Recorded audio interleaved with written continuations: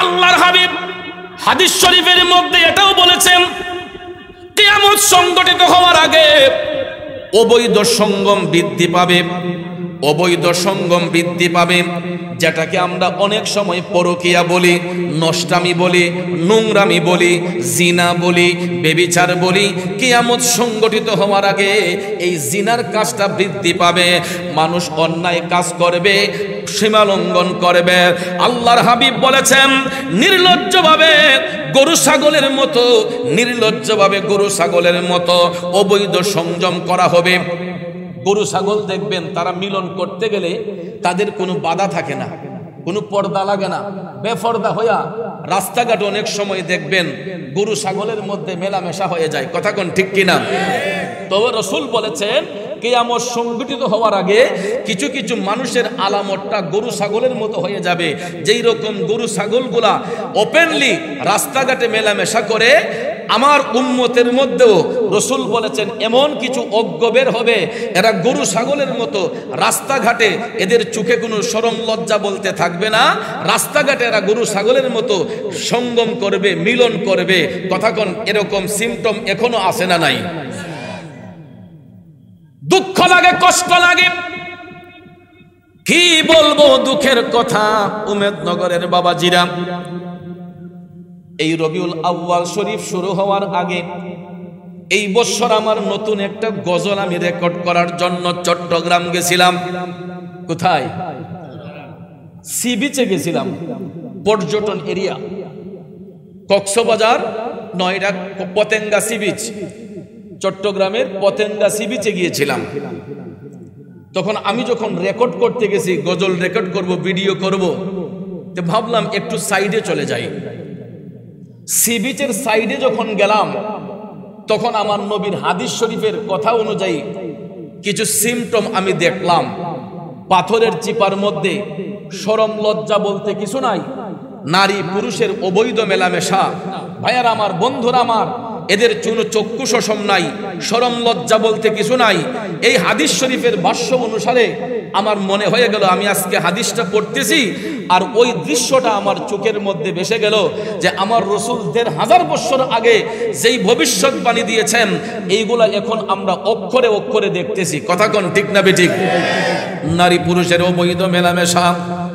এ বন্ধুরা আমার, বাবাজিরা, রাসূল বলেছেন গরু ছাগলের মতো রাস্তাঘাটে অবৈধ সঙ্গম করা হবে। বড়রা ছোটদেরকে মন্দ বলবে, ছোটরা বড়দেরকে সম্মান করবে না, বড় ছোটের মধ্যে কোনো ভেদাভেদ থাকবে না। বন্ধুরা আমার, বাবাজিরা, বর্তমান সময়ের মধ্যে আমরা এইগুলা দেখতে পাই কি পাই না? এক সময় আমরা মুরব্বী যদি বসা থাকতেন, ছোট্ট বাচ্চারা এই সাইডে দেখেছে না, অনেক সময় দেখা যাইতো ছোট বাচ্চারা যেখানে বসে আছে, মুরব্বীরা গেলে বাচ্চাগুলা ওইটা চেয়ারটা আগায়া দিছে। কথা কোন ঠিক কিনা? এখন আমি দেখতে পাই, আমরা দেখতে পাই, ছোট্ট বাচ্চাগুলা বসে থাকলেও মুরব্বীরা হাইটা গেলেও পায়ের উপর পাও তুলে বসে থাকে, পায়ের উপর পাও তুলে বসে থাকে। ইজ্জত সম্মান বলতে কিছু নাই, মান ইজ্জত বলতে কিছু নাই। মুরব্বীদের সম্মান আমরা সঠিকভাবে দিতে পারি না।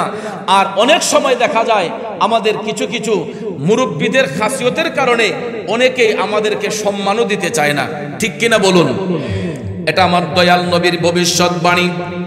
এ নবীর প্রেমিকেরা, আমার মদিনার কামনিওয়ালা নবী শুধু এটা বলেন নাই, আরো বলেছেন কিয়ামত সংগঠিত হওয়ার আগে পুরুষদের সংখ্যা কমে যাবে, নারীদের সংখ্যা বেড়ে যাবে।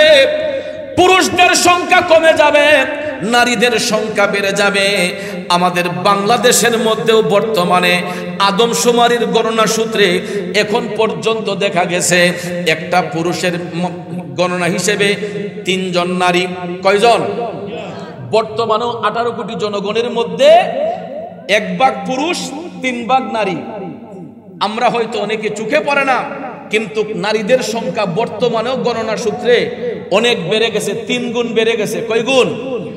আমার রাসূল হাদিস শরীফের মধ্যে ১৫০০ বছর আগে বলেছেন, হাসরের ময়দান কায়েম হওয়ার আগে গো পুরুষের সংখ্যা কমে যাবে, নারীদের সংখ্যা বৃদ্ধি হবে। পুরুষের সংখ্যা কমে যাবে, নারীদের সংখ্যা বেশি হবে। এবং ভাইয়ার আমার, বন্ধুরা আমার, আল্লাহর হাবিব সাল্লাল্লাহু আলাইহি ওয়াসাল্লাম বলেছেন কিয়ামত সংগঠিত হওয়ার আগে বড় দাজ্জাল ব্যতীত আরো ৩০ জন দাজ্জালের আবির্ভাব হবে। কয়জন? বড় দাজ্জালের আবির্ভাব হওয়ার আগে আরো ৩০ জন দাজ্জালের আবির্ভাব হবে। কে বলেছেন? দয়াল নবী বলেছেন। কে বলেছেন? আমার নবী বলেছেন কিয়ামত সংগঠিত হওয়ার আগে, হাসরের ময়দান কায়েম হওয়ার আগে, বড় দাজ্জালের আবির্ভাবের পূর্বে আরো ৩০ জন দাজ্জালের আবির্ভাব হবে। এরা প্রত্যেকটা দাজ্জালি নবুয়তি দাবি করবে। নাউজুবিল্লাহ কোন। আপনারা কি বলেন নবুয়তের দরজা খোলা না বন্ধ? নবুয়তের দরজা খোলা না বন্ধ? আমার রাহমাতাল লিল আলামিন সর্বশ্রেষ্ঠ নবী এবং সর্বশেষ নবী, যার পরে আর কোনো নবুয়ত নাই। আমার নবীর মাধ্যমে নবুয়তের দরজা আল্লাহ বন্ধ করে দিয়েছেন। কথা বলেন ঠিক না বিঠে? এ নবীর প্রেমিকেরা গভীর মনোযোগ, আমার মদিনার কামলিওয়ালা নবীর মাধ্যমে নবুয়তের দরজা বন্ধ। কিয়ামত পর্যন্ত আর এই নবুয়তের দরজা খোলা হবে না। কিন্তু দাজ্জালের আবির্ভাবের পূর্বে আরো ৩০ জন দাজ্জাল আবির্ভাব হবে। এরা প্রত্যেকেই নিজেকে নবুয়তি দাবি করবে। এটা আমার নবী ভবিষ্যৎবাণী দিয়েছেন, ৩০ জন দাজ্জালের আবির্ভাব হবে। এরা সকলেই নবী দাবি করবে, নবুয়তি দাবি করবে। কিন্তু ভাইয়ার আমার, এদের মধ্যে কয়েকজনের আবির্ভাব হয়েছে, যেমন মুসাইলামাতুল কাজ্জাব। কে? মুসাইলামাতুল কাজ্জাব। আরেকটার নাম হচ্ছে তালহা ইবনে খালিদ, আরেকটার নাম হচ্ছে তালহা ইবনে খালিদ, আরেকটা হচ্ছে আওসাদ আনুসি, আরেকটা হচ্ছে শাহাজ, আরেকটা হচ্ছে মির্জা গোলাম আহমেদ কাদিয়ানি। কথা কোন ঠিক না ঠিক? মির্জা গোলাম আহমেদ কাদিয়ানি আর যারা বাকি আছে এরাও নিশ্চয় আবির্ভাব হবে কিয়ামত সংগঠিত হওয়ার পূর্বে। আমার নবী বলেছেন এই ৩০ জন দাজ্জালের আবির্ভাব হবে। মির্জা গোলাম আহমদ কাদিয়ানি, যাদেরকে আমরা মুসলমান বলি না। কথা কোন ঠিক কিনা? কারণ এই কাদিয়ানি মির্জা গোলাম আহমদ সে নবুয়তি দাবি করছিল। কথা কোন ঠিক কিনা? মুসাইলামাতুল কাজ্জাব নবুয়তি দাবি করছিল। তারপরে তালহা ইবনে খালিদ নবুয়তি দাবি করছিল। রাসূল বলেছেন এরকম আরো ৩০ জন দাজ্জাল নিশ্চয়ই কিয়ামত সংগঠিত হওয়ার পূর্বে এদের আবির্ভাব হবে। কিন্তু ভাইয়ার আমার, বন্ধুরা আমার, আল্লাহ রাব্বুল আলামিন প্রত্যেকটা দাজ্জালকে ধ্বংস করে দিবে। কথা কোন ঠিক না বেঠিক? কারণ ওই দাজ্জালের বংশধর যারা হবে এদের সম্পদ বৃদ্ধি করা হবে। কি করা হবে? আমার মদিনার কামলিওয়ালা নবী বলেছেন ধন সম্পদ বৃদ্ধি পাবে।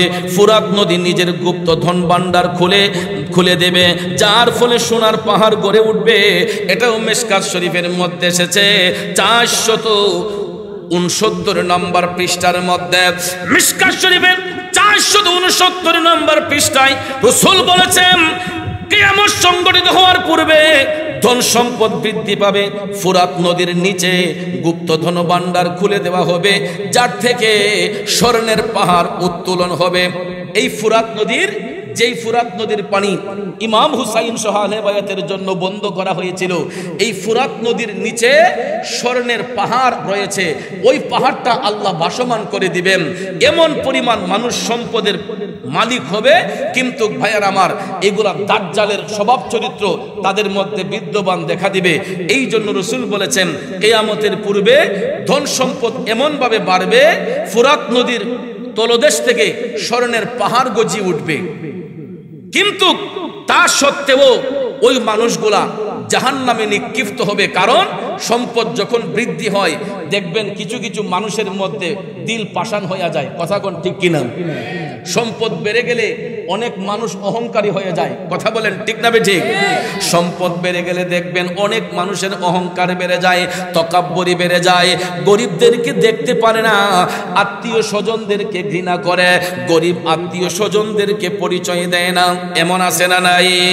রে নবীর প্রেমিকেরা শুনুন, হাদিস শরীফের মধ্যে আমার মদিনার কামলিওয়ালা নবী বলেছেন, হাসরের ময়দান যখন কায়েম হবে গো, ওই সমস্ত লোকদের সঙ্গে আমার সম্পর্ক ছিন্ন থাকবে।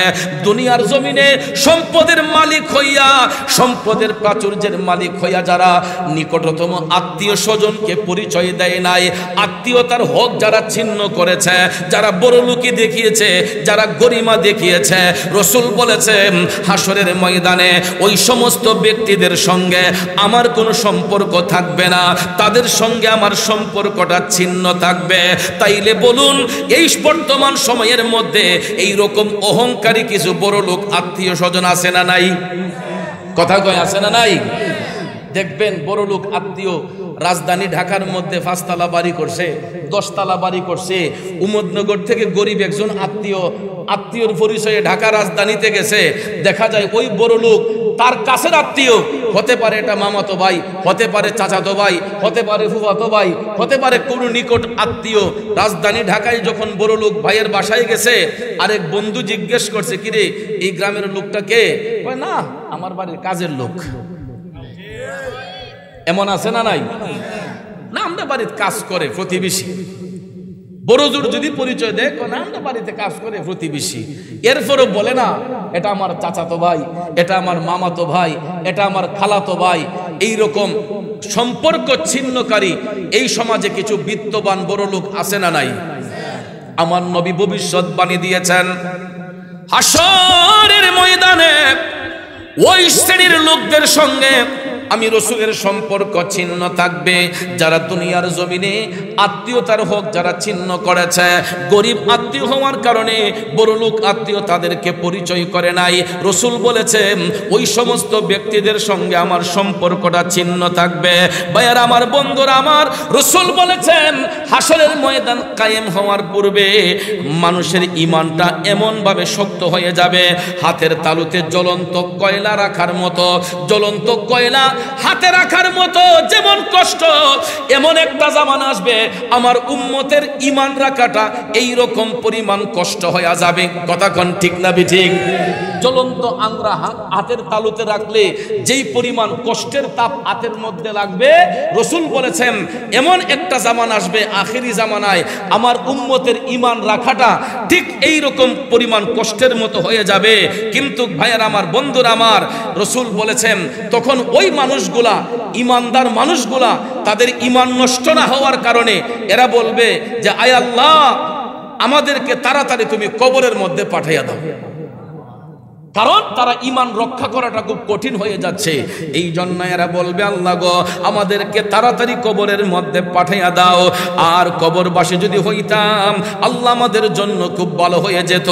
বন্ধুরা আমার, বাবাজিরা, তাইলে বলুন এই সমস্ত আলামত এখন বর্তমানে দেশে আছে না নাই? কথা কোন আছে না নাই?